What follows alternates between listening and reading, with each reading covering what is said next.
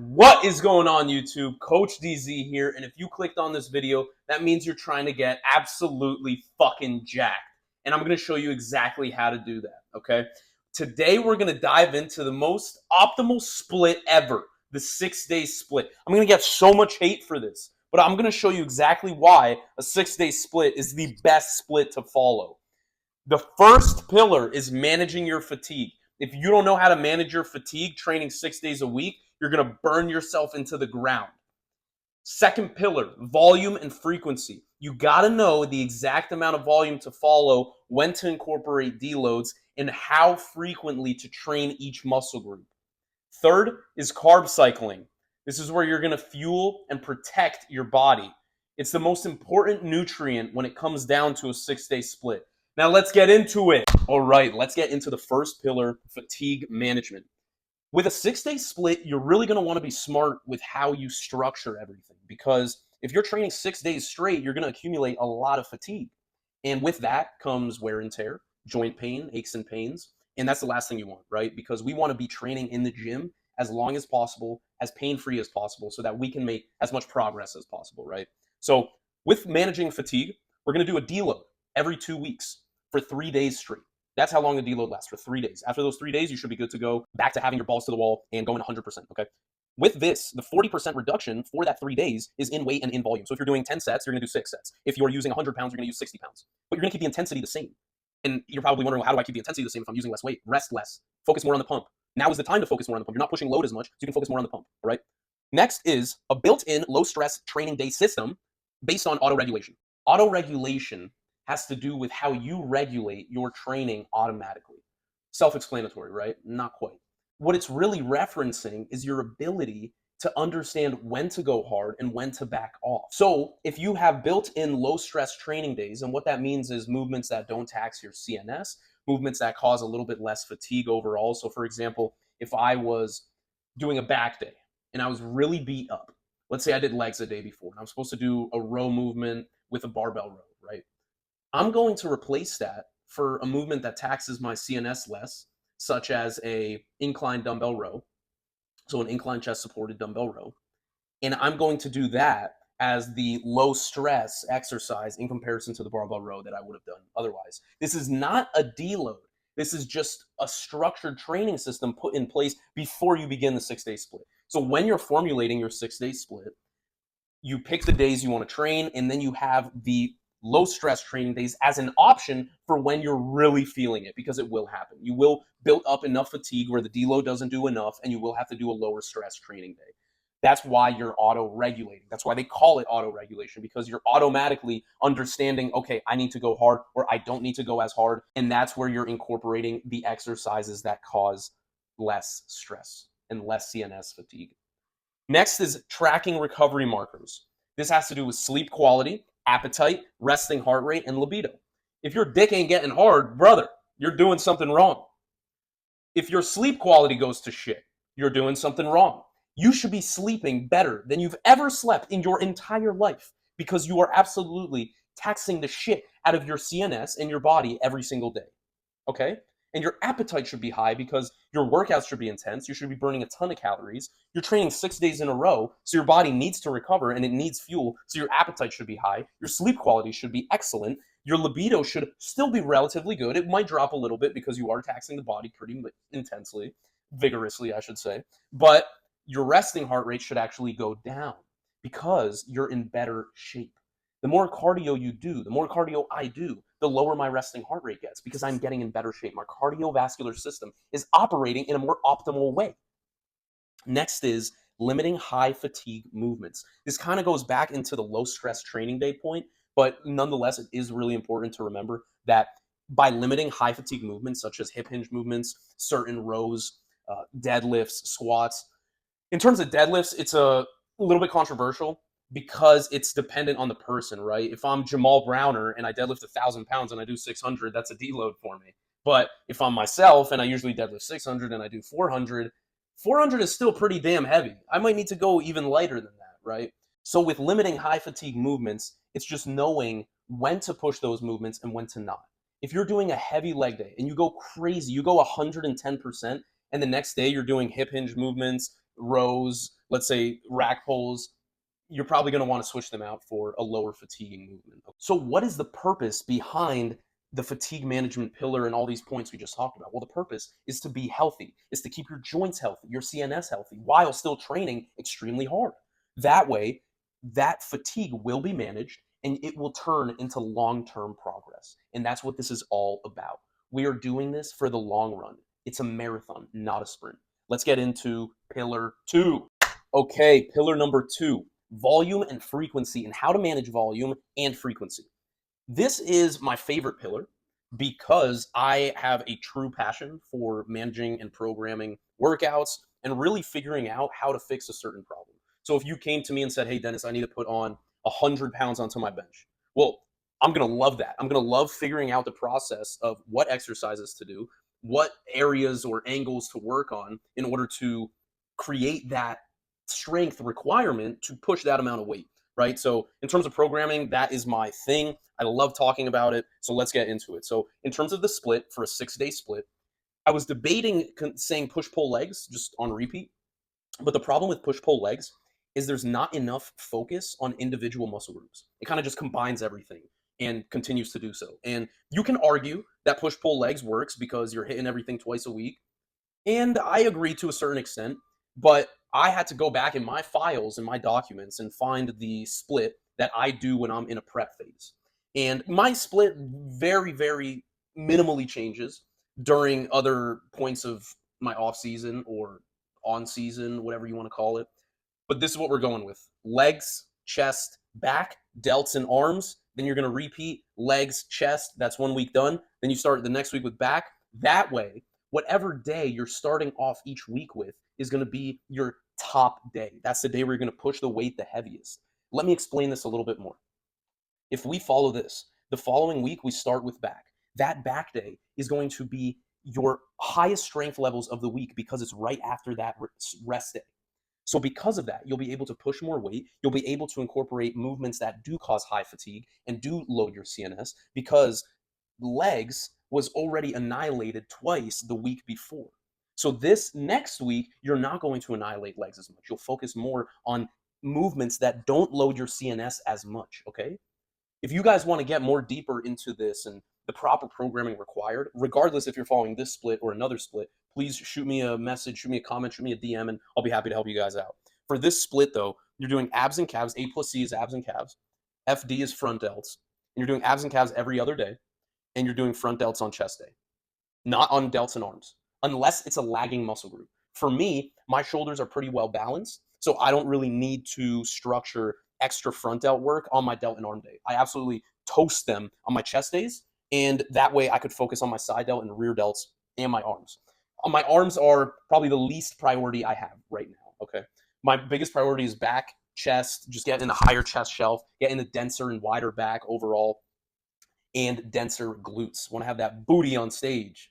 Anyway, we got abs and calves every other day, front delts on chest day. Let's move on. You're going to focus on heavy versus moderate load days. On the heavy days, it's going to be compound focused. It's going to be lower reps. It's going to be progressive overload. So every single time you're doing a heavy day, you are focusing on beating the numbers you got prior or tying those numbers. Or, for example, doing a volume PR, which is essentially where you do an extra set with the same weight instead of going down in weight, or doing a whole nother set. So instead of doing 4 sets of 20, you do 5 sets of 20. That's a volume PR. And then you'll have moderate days, which are isolation focused. They're higher rep, and they include some tempo, some sort of intensity technique.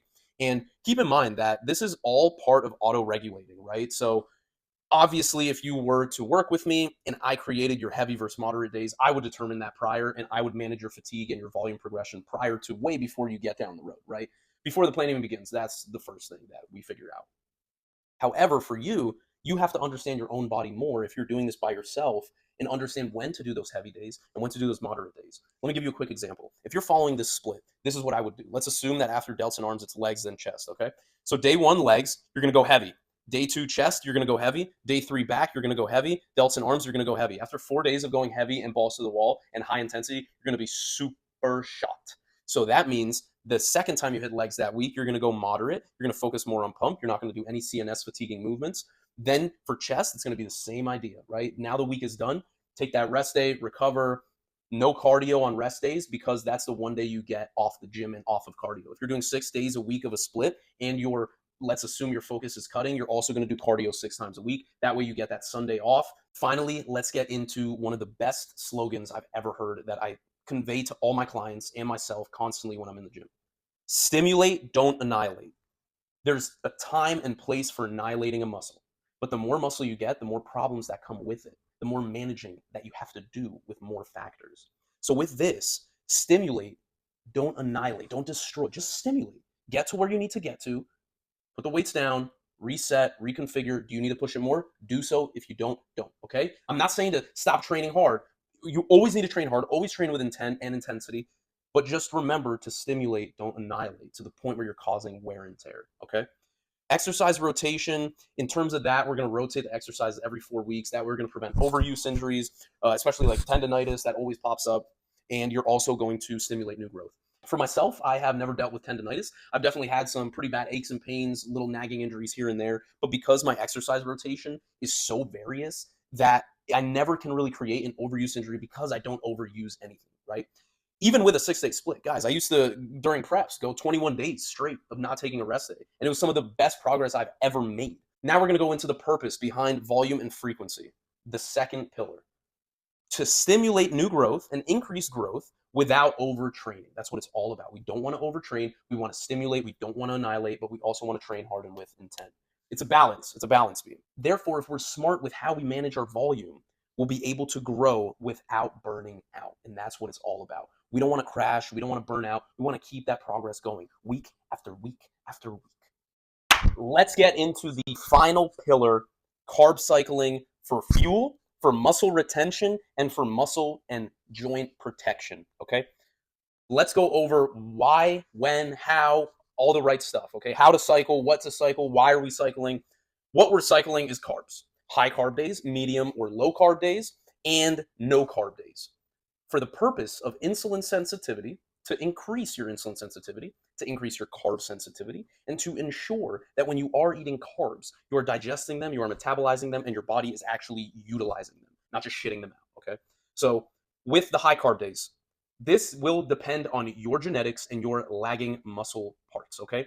For most people, for myself, I always do the high carb days on leg days.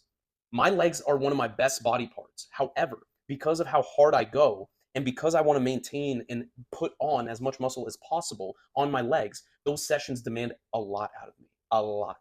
So in order for me to be of that mindset and have the energy and the requirements within my body, nutrient-wise, in order to complete the session and progress, not just maintain the numbers that I did, but progress the numbers in that session, I need to do a high carb day.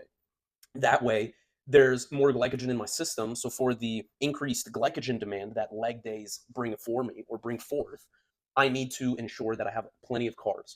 And the other thing I want to know is the reason I structured a chest day after my leg day is if I do that high carb day, which I do every single time on a leg day, that chest day is going to, yes, be less carbs, but those carbs from the day prior are still in my system. So I can still have an excellent pressing session without losing any strength pressing wise and still have a leg session. Obviously, by back, I'll feel it and have a little less carbs in my system, so it'll be more of a push. However, for me, the reason I said sometimes both is because my back is the muscle group I want to bring up the most. So in certain off-season settings, not when I'm doing a 6-day split, but in certain off-season settings, I will do a high carb day on back and legs if I can get away with it, right? Right now, I can't get away with it. I need to manage my carbs so that way I don't put on fat. I want to be in a better shape year-round, so that's my focus right now. But for you guys, if you need to pick one, I would usually pick legs, but if your back is absolute dog shit and your legs are decent, then go with back, okay? Once your back is leveled up and somewhere near your legs or proportionally somewhere near, that's when you could start maybe putting it towards your leg sessions because the glycogen demand is typically more than a back session, okay? Medium and low carb days are going to be incorporated, assuming your leg day is your only high carb day, on chest, back, and delt and arm days, okay? And why I said medium and low is it just depends on you. For me, all these days are going to be consistent unless I'm trying to get, for example, my birthday is coming up next week. I know I'm going to have a lot of cheat meals. So my normal medium carb days are now reduced to low carb days. So that way I can lose a couple of pounds faster within the next week and a half That way, if I put on extra tissue or fat or water from the cheat meals, I don't have to beat myself up because I did that extra work prior. So that way I can play around with a few pounds now. Okay. Next, your no carb days are going to be your rest days. And a lot of people don't really understand the concept because they say, oh, well, it's your rest day. Yeah, you eat less calories, but don't you need more carbs and more protein to recover? Yes, but the amino acids that you should be taking, the protein powders that you should be taking, the essential amino acids, blah, blah, blah, all that stuff that you're taking to optimize your recovery is already being put into effect. Your rest days are designed to increase your insulin sensitivity and how sensitive you are to carbs. By doing a no carb day on your rest days, as soon as you put the carbs back in the next day, your body absorbs them like crazy. Your metabolism improves, your digestion improves, your sensitivity to nutrients improves, and that's what matters. That's why you're in it for the long run. That's why in the future, when your metabolism is so efficient because of these no carb days that you did, when you do cheat meals, the next day you're lighter because your body is metabolizing it like an inferno. Next is protein. Protein is going to be 1.5 to 2 grams per pound of body weight. I always go high protein no matter what. That's how you put on so much muscle. There's so much controversy behind this in the industry, but guys, look at any study where they actually looked at guys eat more than 1 gram a pound per body weight. The guys who ate 1 gram compared to the guys who ate 1.5 or the guys that ate 2 grams per pound of body weight are the ones that grew the most, not the guys who ate 1 gram per pound. Eat more protein, you'll get bigger. Trust me. Stop worrying about your kidneys. If you're not taking steroids and just eating high protein, you don't need to be worried about your fucking kidneys. You need to be worried about training hard. Next is going to be timing your carbs. For example, pre-workout, I might have 50 grams of carbs, and then I might have 70 grams post-workout. You always want to have more carbs post-workout to replenish all the glycogen that you burned, and it'll actually help you recover as well, okay? And you should be in a state of sensitivity towards the carbs that you are intaking because you just trained, you just sweated out a lot of electrolytes, you just sweated out carbs, glycogen, water, all that stuff. So you're going to want to replenish that, right? That's why if you're doing 20 grams pre, do 40 grams post, that kind of thing, okay? When it comes to the signs of undercarbing, I'm going to have shit pumps, shit sleep, shit recovery, shit performance, all that stuff goes hand in hand. So when you're trying out a 6-day split and you're not recovering, you're not sleeping right, it's most likely the carbs. You're not cycling them properly. You're not eating enough carbs. Because of a 6-day split, you're in the gym so frequently, so often, and you're training muscles usually twice a week, hitting the same muscle group. Sometimes certain muscle groups don't get hit twice. Sometimes they get hit more, right? So with this, you're able to understand, okay, if I'm too flat, if my pump is too shitty, if this, that. Me personally, I usually don't monitor my carbs in terms of my pump because even when I'm doing no carb, I still can get a really decent pump. So it also depends on your genetics, right? So for me, it would be my pressing strength or if I'm flat. Just because I'm flat doesn't necessarily mean I can't get a pump. It's just my muscles aren't as big and full as they usually are, but I still can manage to get a pump, okay? So this is kind of dependent on your own genetics, okay? For the purpose behind pillar 3, it's to increase performance and prevent catabolism, which is muscle breakdown. The state of muscle breakdown is the last thing we want. That's why we're eating around the clock. We're eating every 2 to 3 hours. We're getting 5 to 6 meals in a day. 4 is too low for this unless you're a really big eater and you're able to consume enough calories within those 4 meals and 100%. But most of my clients are not. They typically do smaller meals, just more frequent. Guys, this is the optimal best 6-day split in my opinion. If you do this for 6 months, I would not be surprised if you gain anywhere from 5 to 10 pounds of lean muscle tissue, not fat, not weight, actual muscle tissue. Obviously, it's very in depth. If you guys want to know the when, the why, the how, the exact numbers, the carbs, the split, the exact workouts to do, the exercises, the volume progressions, the sets and the reps, please reach out and I will be happy to help you guys out. This is DZ Fit Coach bringing you another free value video, guys. This is some free game. Get on it, incorporate it. Let me know what you guys think. Let me know what you want in the next video. DZ out.